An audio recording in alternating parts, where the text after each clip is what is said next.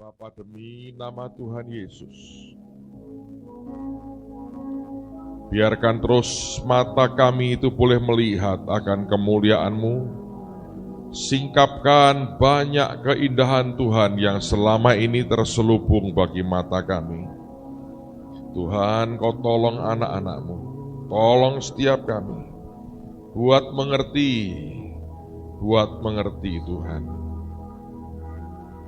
Terima kasih untuk keajaiban, terima kasih untuk kebaikan, terima kasih untuk kemurahan yang luar biasa yang Tuhan nyatakan dalam hidup kami.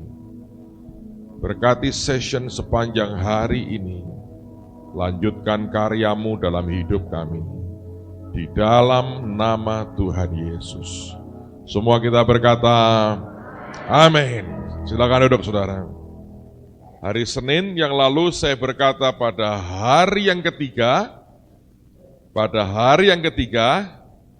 bukan Maurice Sirlo akan datang, ada orang yang lebih hebat dari Maurice Sirlo akan datang. Tetapi ini sudah hari dan yang saya janjikan belum.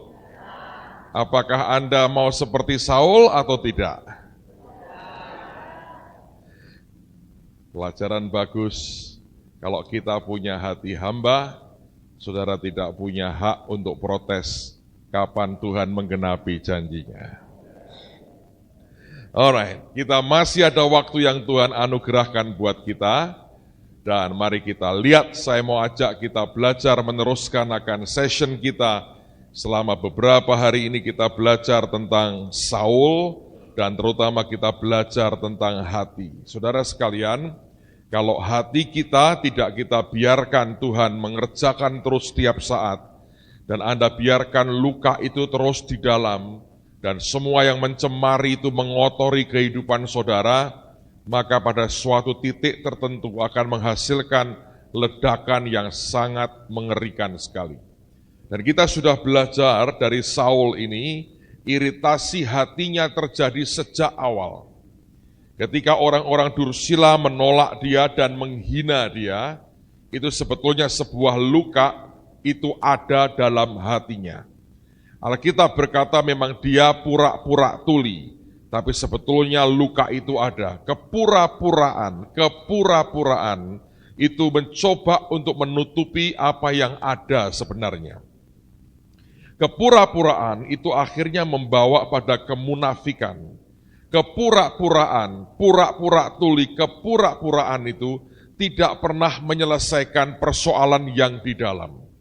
Kalau Anda pura-pura oke, pura-pura tidak sakit, pura-pura tidak terganggu, pura-pura tidak teriritasi hatimu, dengan semua yang terjadi, dengan semua yang Anda mesti lewati, kelihatannya sesaat pada waktu itu semuanya baik-baik saja.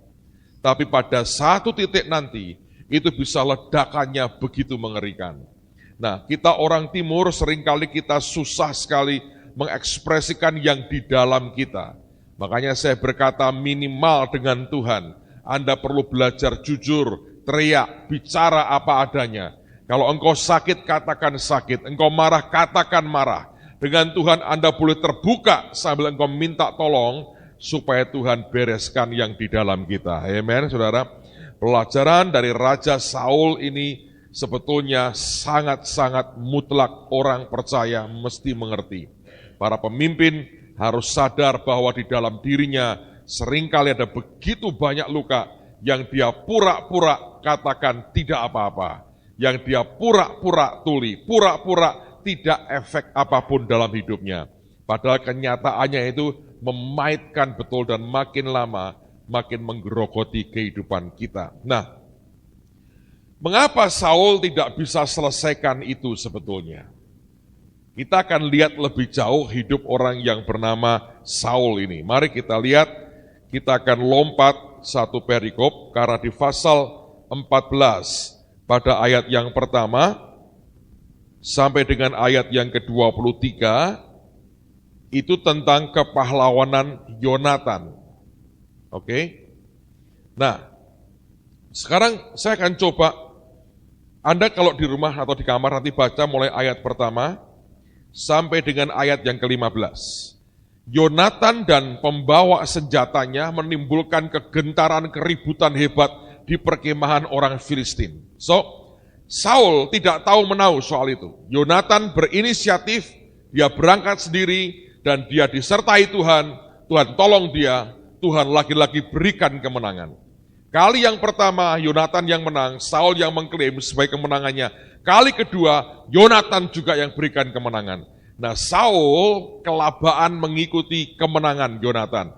Ayat 16.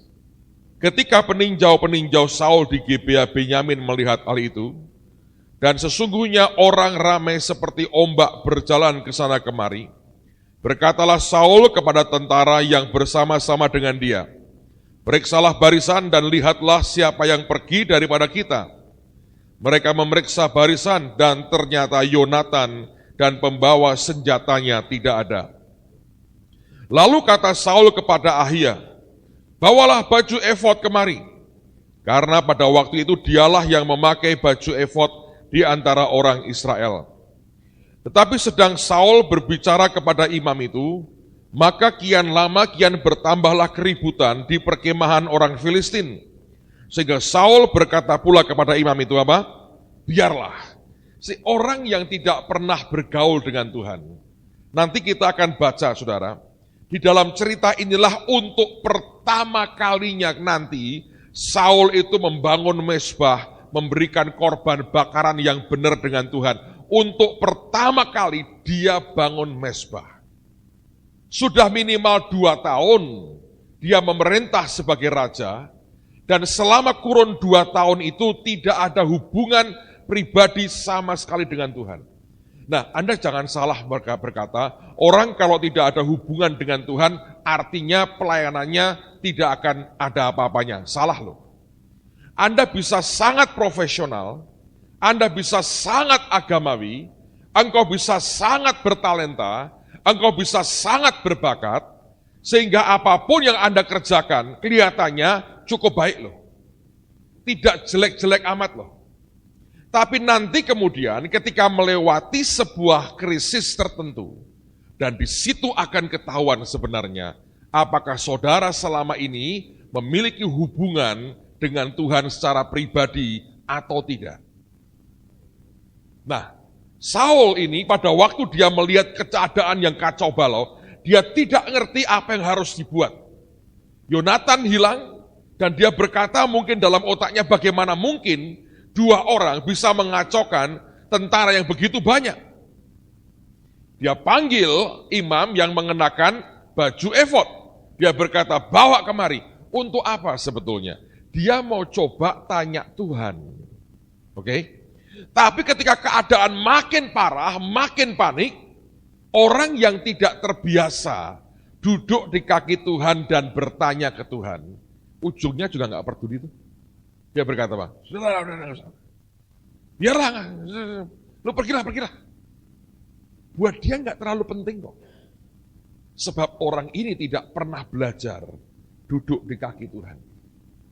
Segala sesuatu berdasarkan apa yang dia pikir baik.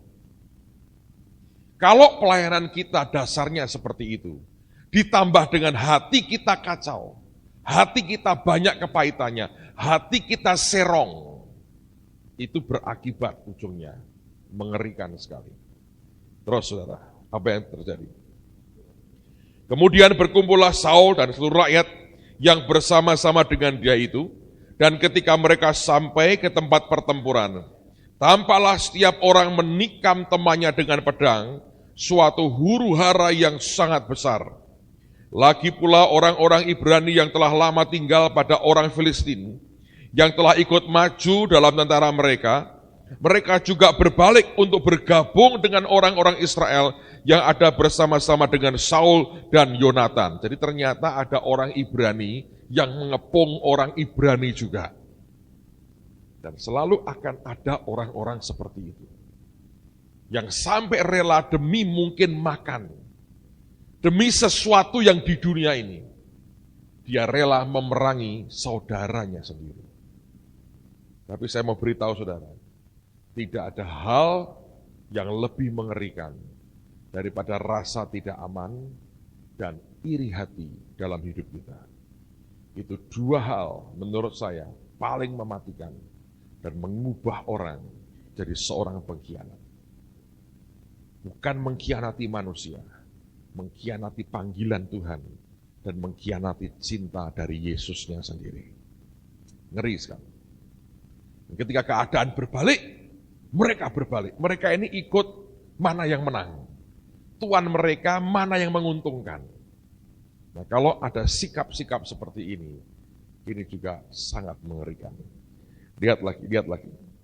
Bahkan ketika semua orang Israel yang telah bersembunyi di pegunungan Efraim mendengar bahwa orang Filistin telah lari, orang-orang itu pun bergabung dengan mereka dalam pertempuran. Demikianlah Tuhan menyelamatkan orang Israel pada hari itu. Pertempuran itu meluas sampai lewat Bet Awen. Nah, sekarang kita lihat ayat berikutnya. Perikop ini menarik sekali. Ayat yang ke-24. Ketika orang-orang Israel terdesak pada hari itu, Saul menyuruh rakyat mengucapkan kutuk katanya. Nah, Anda mesti ngerti gini ya. Orang yang luka hatinya, orang yang sakit di dalamnya, dia tidak bisa melihat ada orang lain bisa lebih baik dan lebih nyaman dari dirinya. Satu hari saya dengar seorang hamba Tuhan buka sekolah Alkitab. Dia beri makan siswanya kira-kira 30 orang. Dia beri budget makan setiap hari untuk belanja Rp10.000. Saudara bisa dapat apa? Makan 3 kali, memang berasnya ada, tapi lauknya Anda belanja apa? Rp10.000 setiap hari untuk 3 kali makan. Kalau 30 orang kalikan 3 kali makan 90, katakanlah 100 orang dengan stafnya. Oke? 100 orang, 100 makanan, dia belanjakan uang 10.000. Berarti setiap piring itu lauknya nilainya berapa? 3.000.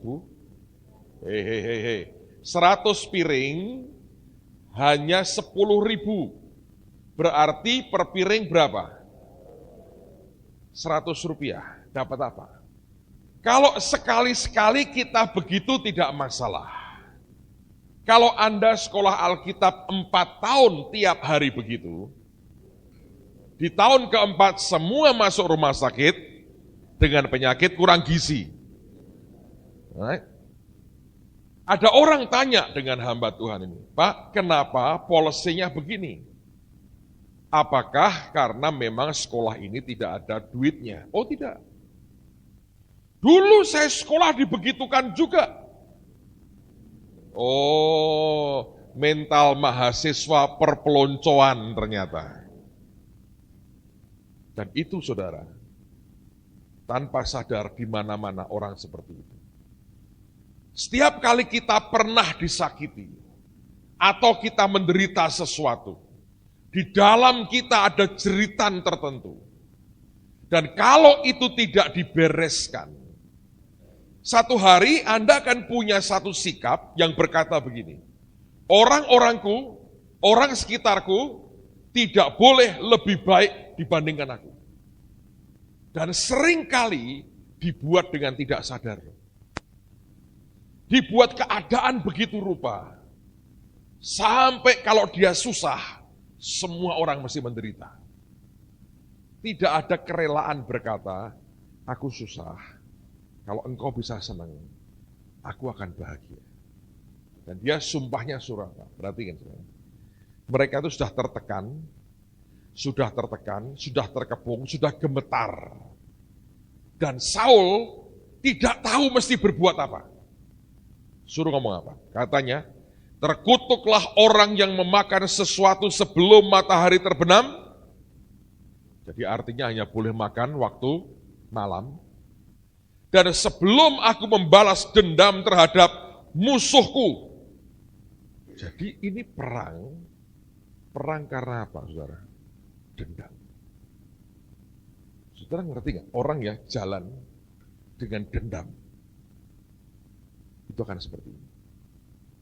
Dia berkata, setiap hari makan sekali. Dan akan terus berlangsung sampai aku membalas dendam terhadap musuh. Luka, kepahitan, itu akhirnya menghasilkan dendam. Anda punya dendam? Oh enggak Pak, saya hanya ingin membuktikan bahwa sebetulnya itu dendam sebenarnya. Tapi halus. Oh enggak Pak, saya ingin membunuh lah, itu dendam paling kasar saudara. Dendam paling halus itu. Dendam ingin membuktikan. Dendam yang cukup jahat. Dendam ingin menjatuhkan. Kalau sekedar dia akan berjuang membuktikan dia lebih baik dari orang yang pernah menyakiti, itu masih lumayan loh saudara.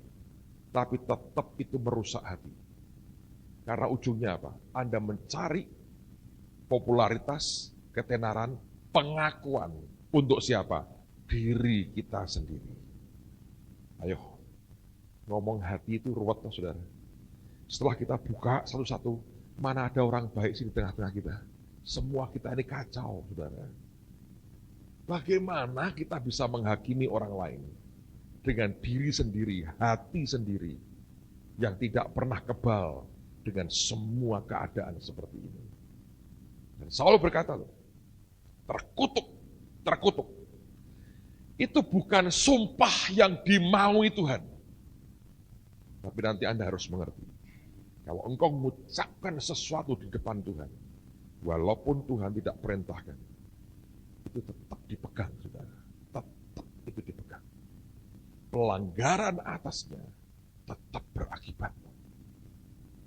Nah, sekarang kita lihat ini raja sakit, raja yang luka. Anda bisa ngerti nggak? Kalau orang itu punya otoritas dan dia luka, itu bisa gawatnya seperti Saul. Ini masih belum seberapa loh, baru awal-awal. Nanti kita lihat kenapa ujungnya orang ini sampai kerasukan. Ayat berikutnya. Sebab itu tidak ada seorang pun dari rakyat yang memakan sesuatu. Dan seluruh orang itu sampailah ke suatu hutan, dan di sana ada madu di tanah. Ketika rakyat sampai ke hutan itu, tampaklah ada di sana madu meleleh. Tetapi tidak ada seorang pun yang mencedoknya ke mulutnya dengan tangan, sebab rakyat takut kepada sumpah itu. Anda bisa membayangkan kekuatan sebuah intimidasi. Berkata, terkutuk ya kamu. Itu mengerikan. Saudara. Ada banyak anak Tuhan, hamba Tuhan suka mengintimidasi orang. Lu keluar dari aku ya, terkutuk loh kamu. Kamu meninggalkan gereja ini, terkutuk kamu. Anda pernah dengar yang begitu-begitu? Jangan pernah diulang, saudara. Biarkan berhenti sampai di situ. Sebab intimidasi tidak pernah berguna. Untuk apa Anda diikuti orang-orang yang karena takut terkutuk ikut saudara? Kemenangannya kemenangan palsu dan kemenangan semu. 27. Tetapi Yonatan tidak mendengar bahwa ayahnya telah menyuruh rakyat bersumpah. Berarti Yonatan ikut sumpah tidak? Tidak, dia tidak mendengar kok, ya kan? Ia mengulurkan tongkat yang ada di tangannya dan mencelupkan ujungnya ke dalam sarang madu. Kemudian ia mencedoknya ke mulutnya dengan tangan, lalu matanya menjadi terang lagi. Siapa yang lagi puasa hari ini? Ada? Angkat tangan yang lagi puasa. Alright, bagus saudara. Saya harap matamu nggak terlalu kabur hari ini.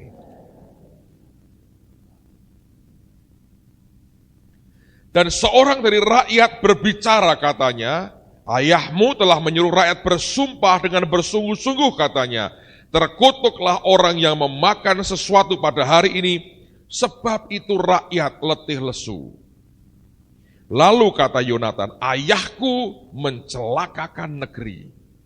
Coba lihat, bagaimana terangnya mataku setelah aku merasai sedikit dari madu ini. Apalagi jika sekiranya rakyat pada hari ini boleh makan dengan bebas dari jarahan musuhnya yang telah didapatnya. Tetapi sekarang tidaklah besar kekalahan di antara orang Filistin. Dan pada hari itu mereka memukul kalah orang Filistin dari Mikmas sampai ke Ayalon. Rakyat sudah sangat letih lesu. Semua hasil keputusan dari sebuah hati yang luka, saudara. Itu ujungnya tidak pernah membawa kepada kemuliaan. Sesuatu yang di dalam, yang sudah membusuk dan bernanah, dan dibiarkan seperti itu, lalu kemudian melahirkan keputusan. Keputusan itu tidak pernah jernih.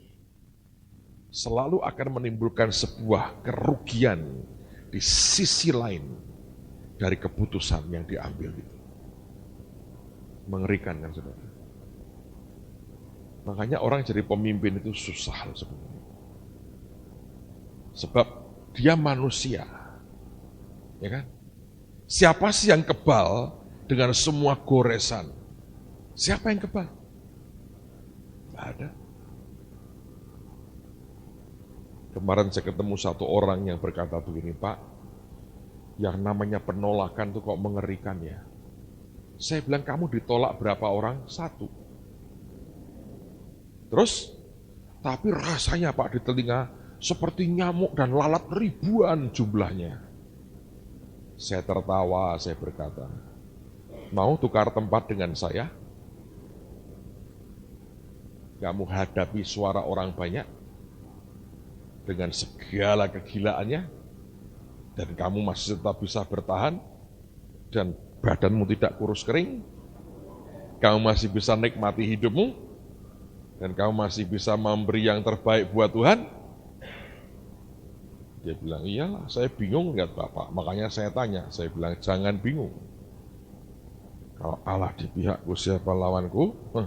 Boleh juga kita ngomong begitu, tapi saya berkata, semua karena anugerah. Saudara, Saul ini gawat. Makanya kalau Anda ngalami ya, Anda lagi disakiti orang, Anda waspada. Jangan pura-pura oke. Kalau engkau sakit, kau teriak Tuhan, sakit Tuhan. Cabut sakit Tuhan, angkat Tuhan, bebat lagi. Mulai ucapkan pengampunan, beresi hatimu, cepat-cepat beresi. Supaya tidak lama-lama menjadi tambah parah dan merusak banyak hal. Seharusnya kemenangan besar hanya sebuah sumpah konyol yang didorong oleh dendam dan kemarahan. Dendamnya Saul luar biasa. Perangnya perang diwarnai oleh dendam. Anda tahu ketika Daud akan membunuh Nabal, Abigail berkata, jangan kotori tanganmu. Kamu sedang melakukan perang Tuhan. Perang Tuhan dengan perang dendam pribadi itu beda. Anda bisa melayani sambil untuk melampiaskan dendammu. Kalau engkau diusir pendetamu, engkau buat gereja baru, engkau bisa berkata, gua buat lebih besar. Itu bukan perang Tuhan, itu perang dendam kesumat, saudara. Adanya di cerita silat berseri, puluhan kitab dan tidak ada tamatnya bunuh-bunuhan itu. Karena kalau nonton silat itu, bunuh-bunuhan ini, bunuh ini, bunuh ini, bunuh. Kalau itu yang Anda kerjakan, semua kebijaksanaan, semua polisi saudara, cemar. Nanti pada waktu sebetulnya kita mendapatkan keuntungan, blessing besar sekali. Tiba-tiba itu hilang dalam hidup kita. Amen, saudara. Saya harap Anda ngerti. Dan sebetulnya tidak pernah ada pematangan tanpa penderitaan. Tidak ada. Tidak pernah ada pematangan tanpa jalan via dolorosa. Tidak ada. Kau ketemuin saya dengan siapapun yang kelihatannya baik dan tidak pernah ada masalah, Anda akan jumpai ketidakmatangan. Tapi kalau Anda ketemu dengan orang yang sudah cukup banyak telan penderitaan dan dia bertahan dengan Tuhan, Anda akan lihat sebuah kematangan di dalam yang tidak bisa digantikan dengan apapun. So, tergantung saudara, apakah Anda mau dimatangkan atau tidak. Saya diberitahu, saya bukan ahli kimia, yang namanya C atau karbon itu. Kalau dipanasi hanya tertentu saja, hasilnya karbon yang hitam. Berguna sih untuk kertas karbon, gitu. Dipegang jadi hitam semua tangan saudara. Tapi kalau dipanasi terus, dengan kekuatan panas yang jauh lebih hebat dan lama, hasilnya sebuah mutiara atau batu permata. Nah, Anda mau jadi kertas karbon hitam, ngotori baju, atau memperindah hidup orang lain? Tergantung saudara. Ya Pak, tapi jangan panas-panas. Saya berkata karbon. Kalau Anda nyerah dengan Tuhan, Anda mengalami tekanan dan panas yang luar biasa. Sebetulnya Anda tidak akan hangus, percayalah. Selama hatimu benar di depan Tuhan, selama Anda jaga terus hatimu di hadapan Tuhan, tidak ada hangusnya apa-apa, tidak ada. Amen, saudara. Dan itu yang Tuhan mau. Ketika engkau dipanasi begitu rupa, hasilnya bukan karbon yang hitam. Tiba-tiba Anda jadi pribadi yang berkilaunya luar biasa. Pada waktu dipanasi, teriakan yang paling sering terdengar, kapan selesai? Kapan Tuhan? Kapan? Dan Tuhan berkata, Mei katanya. Itu jawaban yang paling bagus, saudara. Tapi ini sudah lewat bulan Juni, jadi Mei artinya tahun depan baru selesai, saudara. Itu pun kalau maybe yes, saudara. If maybe no, kita lihat Mei tahun depan, Tuhan ngomong apa lagi. Well, tapi percayalah dia pegang kendali semuanya. Dia bukan Tuhan yang iseng, membiarkan Anda dipanggang, dimasukkan dapur api, dia jalan-jalan, dia lupa, iya ya, udah 30 tahun ya. Enggak. Dia bukan Tuhan yang seperti itu. Itu good news-nya, itu kabar baiknya. Dengarnya, Pak, dengar Pak. Buat saya, Tuhan itu 24 jam hanya ngurusi saya, tidak ngurusi Anda. Sebaliknya buat setiap saudara, hal yang sama berlaku. 24 jam ngurusi Anda, bahkan tidak ngurusi saya. Bukan berarti kita punya banyak Tuhan, tapi sebegitu kemampuannya untuk ngurusi kita. Waktu Anda dipanggang, dia tungguin, saudara. Mukanya sampai kepanasan berkata, panas juga sih ya. Dia bukan Tuhan yang berkata, udah kita panggang ya, dikasih timer, krek, terus kita jalan-jalan. Kok bau gosong? Ya lupa katanya. Enggak. Percayalah, dia bukan Tuhan yang seperti itu. Itu kabar baiknya. Karena ada orang cerita, kenapa ada orang yang kulitnya putih, kenapa ada yang kulitnya gosong, saudara. Katanya Tuhan waktu membuat kita, dia timernya dia lupa atau macet, dia pergi dari gosong atau lahir, ya hitam katanya. Ada yang putih banget, itu ternyata masih mentah. Itu lelucon yang sebetulnya tidak ada dasar kebenarannya. Tanya Pak Hasto, hitam atau putih? Cukup angkat 2 jempolmu, kita ngibing dalam anugerah Tuhan.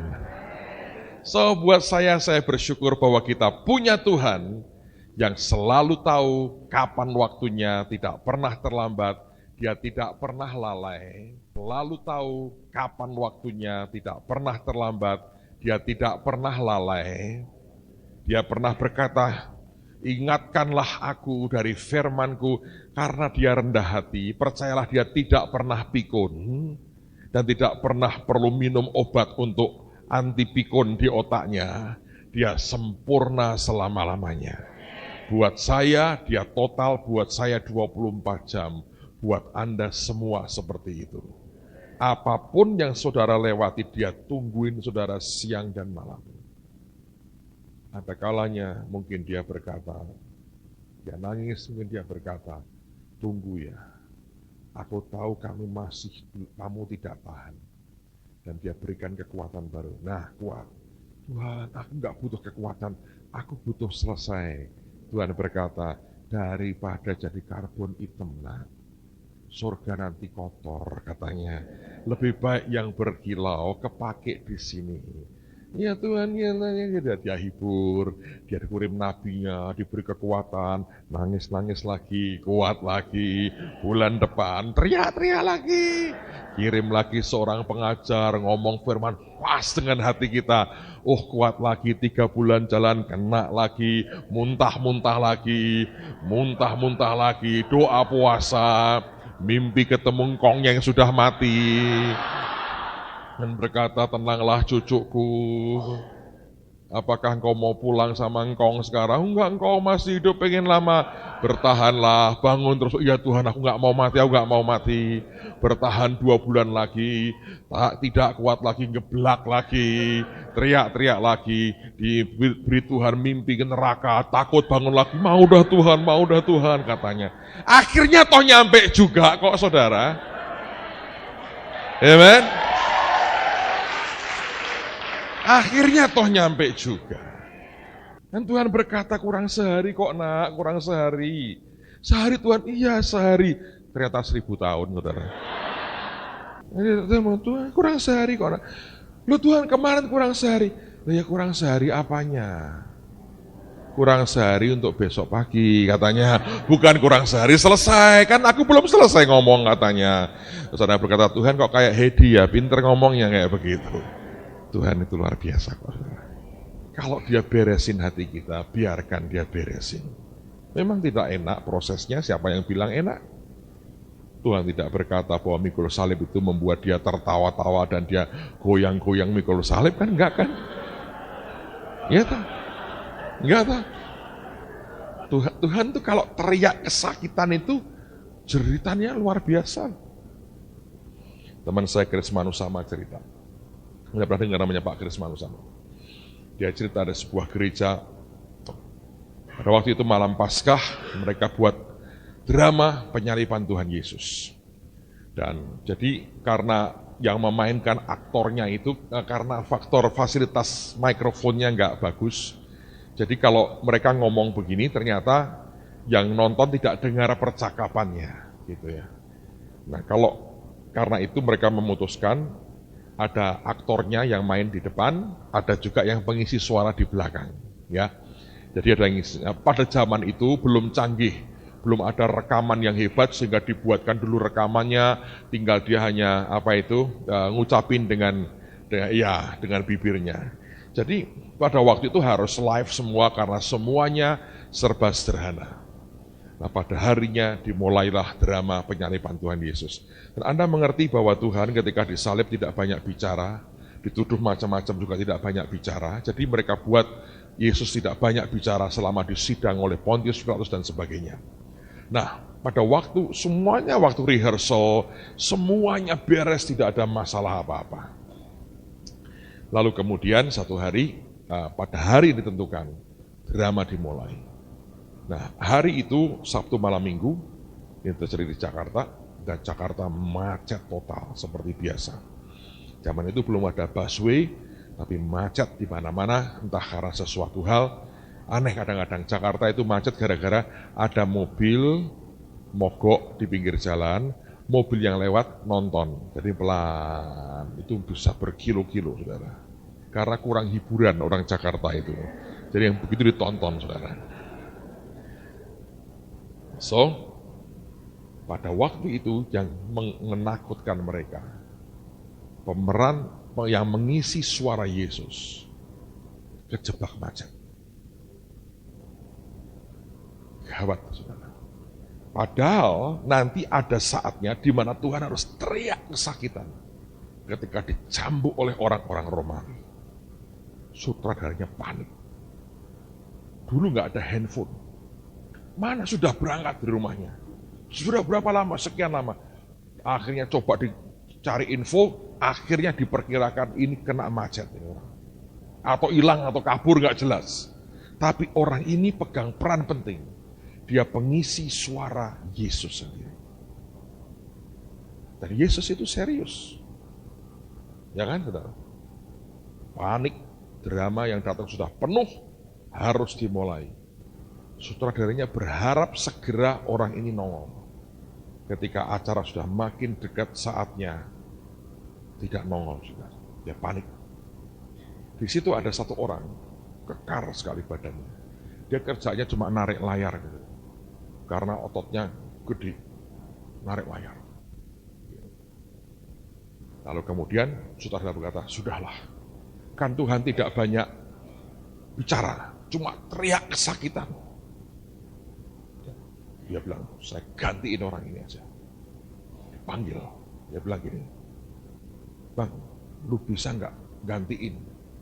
Ini yang isi suara Yesus, nggak datang ini. Ini orang, dia bilang, gampang kok, cuma teriak. Katanya, dia nggak jawab, dia hanya anggukkan kepala. Bisa nggak? Saudara tahu? Akhirnya drama itu dimulai. Dan ada babak di mana Yesus mulai disiksa, dihajar oleh orang-orang Romawi. Dan ketika cambuknya itu dilecutkan, dia diberitahu sama, pokoknya saya beri tanda, saya jawil kamu, teriak katanya. Bayangin Tuhan dicambuk dan teriak. Bisa nggak? Katanya begitu. Dia tidak bersuara apa-apa. Dan betul ketika dicambuk, dijawil dia teriak, ada.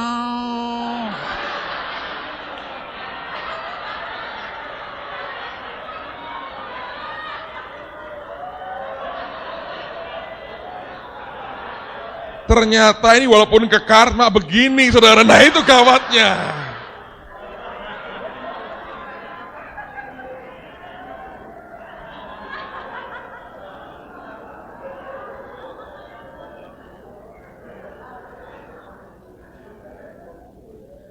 Tapi ini beneran terjadi loh saudara.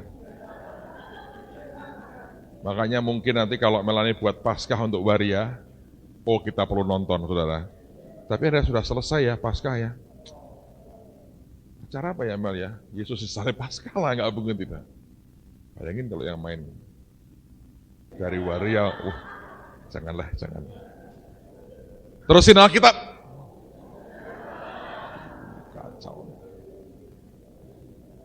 Drama penyaliban Tuhan Yesus.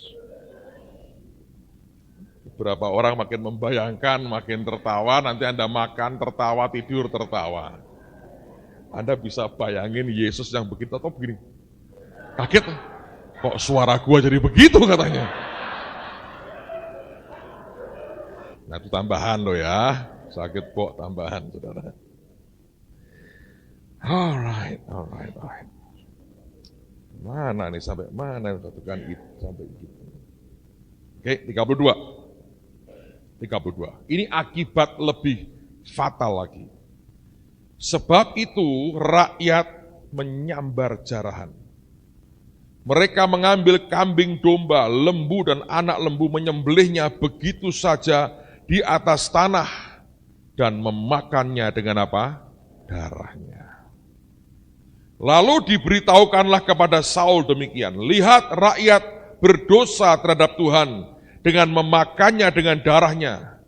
Dan ia berkata, omongannya tajam sekali.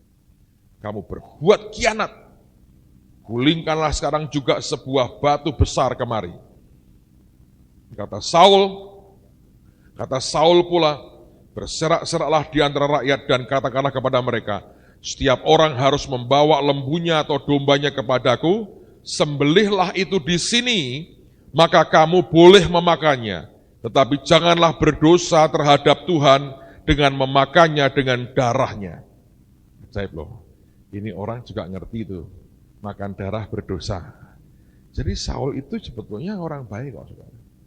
Dan dia Yahudi, dia ngerti aturan.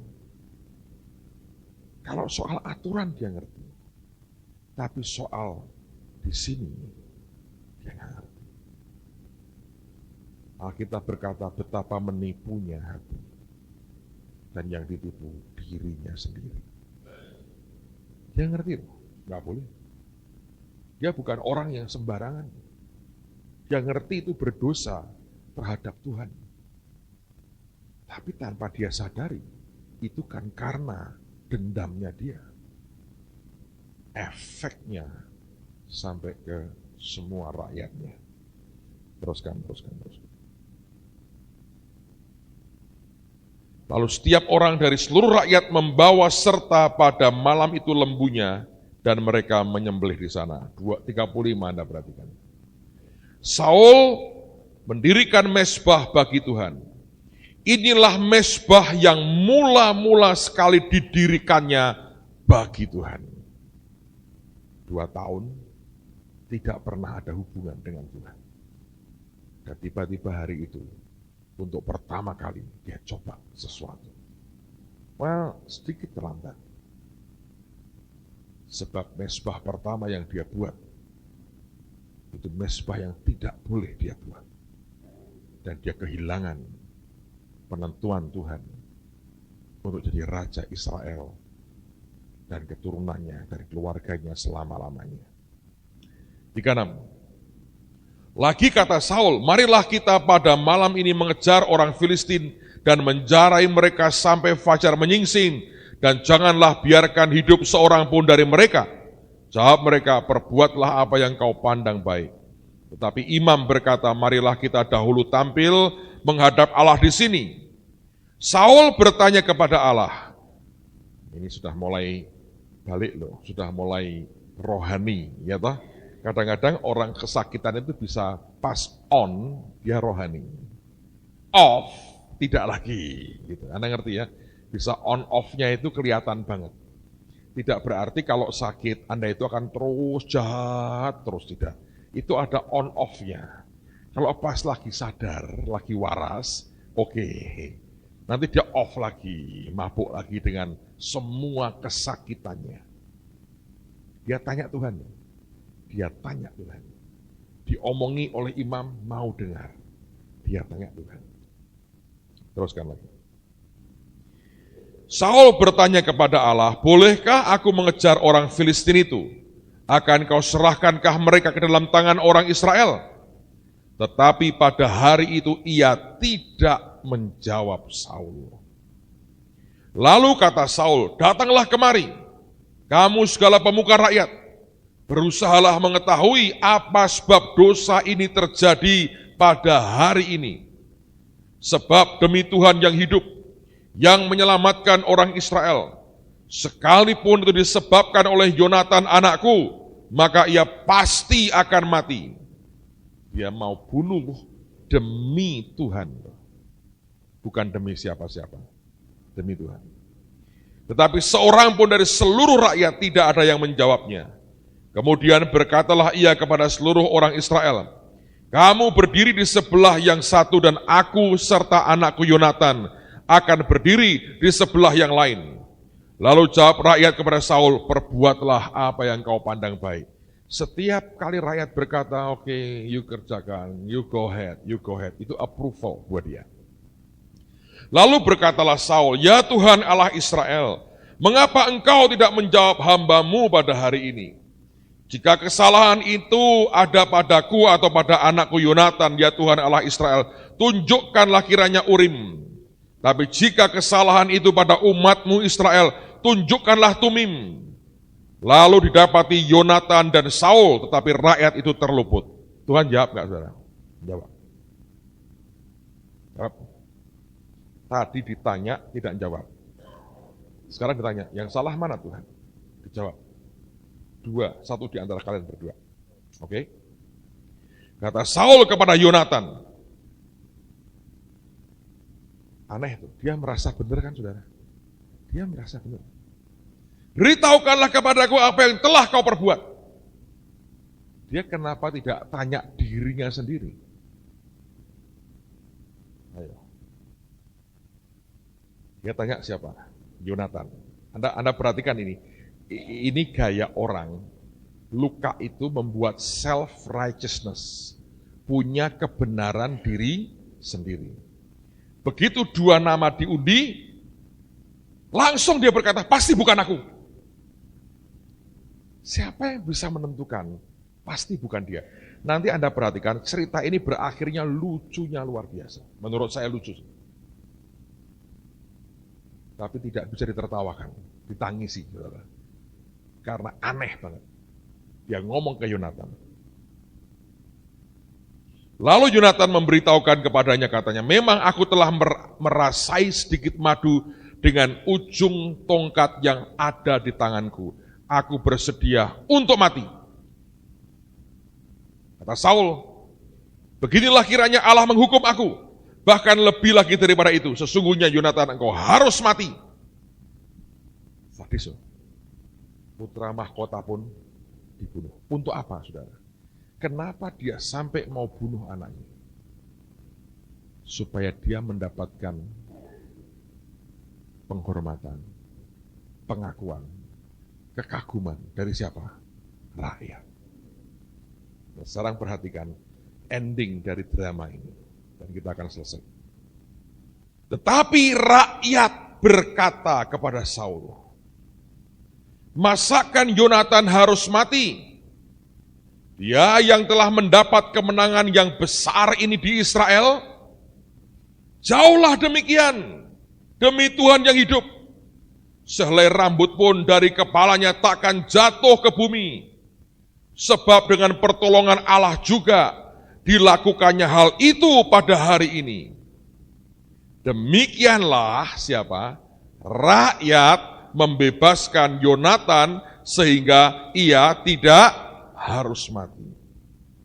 Maka pulanglah Saul setelah mengejar orang Filistin, dan orang Filistin itu pun kembali ke tempat kediamannya. Nah, sekarang saya mau tanya, saudara, kenapa Saul tidak dijawab oleh Tuhan?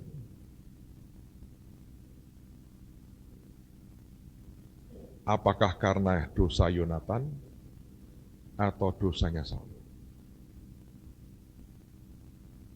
Yonatan dosa nggak? Dia kan tidak dengar. Oke? Tuhan tidak jawab Saul, kenapa? Dia lagi kesel sama Saul. Dia bilang, aku tolak kamu. Dia tanya, nggak usah jawab. Ketika tanya, siapa yang berdosa? Dijawab.